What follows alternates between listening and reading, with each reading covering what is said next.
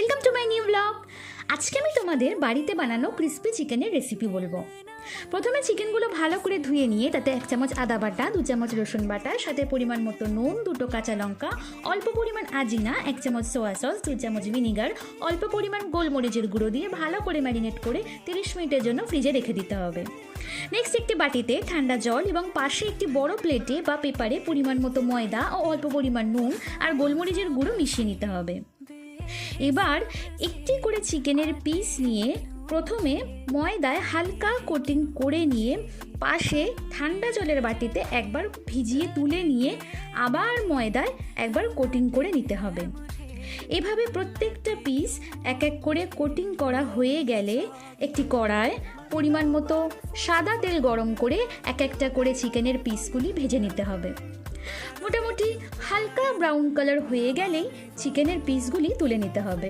ব্যাস, তৈরি হয়ে গেল বাড়িতে বানানো ক্রিস্পি চিকেন। সার্ভিংয়ের সময় তোমার পছন্দ মতো সস বা মেয়োনিজ অ্যাড করে নাও। তাহলে বাইরে থেকে অনেক টাকা দিয়ে না কিনে বাড়িতে তোমার মনের মতন করে টেস্টি ক্রিস্পি চিকেন বানিয়ে নাও। আর হ্যাঁ, ভিডিওটি সেভ করতে ভুলো না। ভালো লাগলে অবশ্যই শেয়ার করো।